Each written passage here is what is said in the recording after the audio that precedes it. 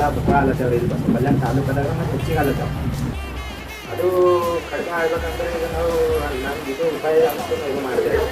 ಹನುಮಾನ ದೇವಸ್ಥಾನ ಗಾಳಿಗಲ್ಲಿಯಲ್ಲಿ ಇವತ್ತು ನಾವೆಲ್ಲ ನಮ್ಮ ಸದುದ್ದೇಶದಿಂದ ಸಂಗಮೇಶ್ ಮಾತನಿಯವರು ಬಸವ ಕಲ್ಯಾಣ ನಗರ ಈ ತಾಲೂಕಿಗೆ ಯಾವುದೇ ಅವಘಡಗಳು, ಅನಾಹುತಗಳು, ಕಾರಣಾಂತರದಿಂದ ಆಗುವಂಥ ಸಾವು ನೋವುಗಳು ಆಗಬಾರ್ದು ಅನ್ನೋ ಉದ್ದೇಶಕ್ಕಾಗಿ ಒಂದು ವಿಘ್ನ ನಿವಾರಕ ಗಣೇಶರ ಒಂದು ಯಜ್ಞವನ್ನು ನಡೆಸುವ ಮೂಲಕ ಇವತ್ತು ಮಹಾ ಕಾರ್ಯವನ್ನು ಮಾಡಿದ್ದಾರೆ.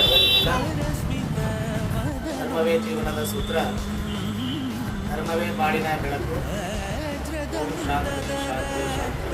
ಈ ಒಂದು ಕಾರ್ಯಕ್ರಮವನ್ನು ಬಹಳ ಅರ್ಥಪೂರ್ಣವಾಗಿ ಆಯೋಜನೆ ಮಾಡಿ ಕಲ್ಯಾಣ ನಾಡಿಗೆ ಸುಖವನ್ನು ಸಿಗಬೇಕು, ಶಾಂತಿಯನ್ನು ಸಿಗಬೇಕು, ಎಲ್ಲ ಜನರಲ್ಲಿ ಆತ್ಮಸ್ಥೈರ್ಯವನ್ನು ನೀಡಬೇಕು ಅಂತಕ್ಕಂಥ ಭಾವದಿಂದ ಎಲ್ಲಿಯ ಕಾರ್ಯಕ್ರಮವನ್ನು ಮಾತನಾಡಿ ವಿಶ್ವ ಹಿಂದೂ ಪರಿಷತ್ತಿನ ಒಂದು ಸಹಯೋಗದಲ್ಲಿ ಸುಂದರವಾಗಿರುವಂತಹ ಎಲ್ಲ ಯುವಕರಿಗೆ ಮಾರ್ಗದರ್ಶಕರಾಗಿ ಇವತ್ತು ಈ ಒಂದು ಹೋಮ ಯಜ್ಞವನ್ನು ಮನಸಾರೆ ಮಾಡಿರುವಂತಹ ನಮ್ಮ ಶ್ರೀಶೈಲ ವಾತಡೆಯವರ ಮಗನಾಗಿರುವಂತಹ ಸಂಗಮೇಶ್ ವಾತಡೆಯವರೇ, ವಿಶ್ವ ಹಿಂದೂ ಪರಿಷತ್ ಏನನ್ನ ಸಂದೇಶ ಕೊಡ್ತದೆ ಅಂದರೆ ಇಲ್ಲಿ ಭಾಳ ಜನರಿಗೆ ಕರೆಸಿ 4 ಜನರಿಗೆ ತೋರಿಸುವಂಥ ಕೆಲಸ ಈ ಒಂದು ಸಂಘ ಮಾಡೋಂಗಿಲ್ಲ.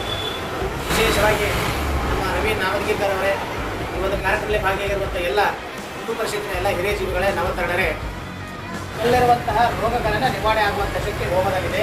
ಹೀಗಾಗಿ ಅಂಥ ಹೋಮವನ್ನು ಸಂಗಮೇಶ್ ಮಾಡಿದ್ದಾರೆ. ಇದರಲ್ಲಿ ವೈಜ್ಞಾನಿಕವಾಗಿರುವಂಥ ಸತ್ಯ ಏನು ಹೇಳಿದ್ರೆ ನಮ್ಮ ನಿಸರ್ಗ ಸಂಪೂರ್ಣವಾಗಿದೆ. ಮತ್ತು ಮಳೆ ಬರಬೇಕಾದ್ರೆ ಮಳೆ ಬರೋಂಗಿಲ್ಲ. ನಾವು ಸಸಿ ಹತ್ತಿರಿ ಗಿಡ ಹತ್ತಿರಿ ಅಂತ ಅನ್ನಕತ್ತೀವಿ, ಆದರೆ ಗಿಡ ಕಡಿಯುವಂಥವರೇ ಭಾಳ ಜನ ಆಗಿದ್ದಾರೆ. ಆದರೆ ಒಂದು ಹೋಮ ಮಾಡೋದ್ರಿಂದ ಅನೇಕ ಮೋಡಗಳನ್ನು ಘರ್ಷಣೆಯಾಗಿ ಮತ್ತು ಸುಭದ್ರವಾಗಿರುವಂತಹ ನಮ್ಮ ರೈತನಿಗೆ ಮಳೆ ಬೆಳೆ ಚೆನ್ನಾಗಿ ಆಗ್ತದೆ. ಅದ್ರ ಜೊತೆಗೇ ನಮ್ಮ ಮನೆಗಳಲ್ಲಿ ದುಷ್ಟಶಕ್ತಿಗಳನ್ನು ನಿವಾರಣೆ ಆಗಲಿ ಅಂತ.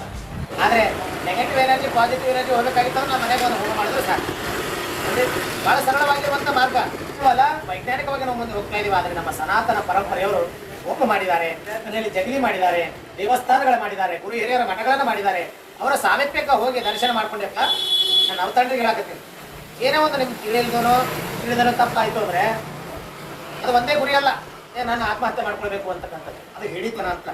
ಯಾಕಂದರೆ ಏನೇ ಒಂದು ಕೆಲಸ ತಿಳಿದನೂ ತಪ್ಪಾಗ್ತದೆ, ತಿಳಿಲಾರ್ದನೇ ತಪ್ಪಾಗ್ತದೆ.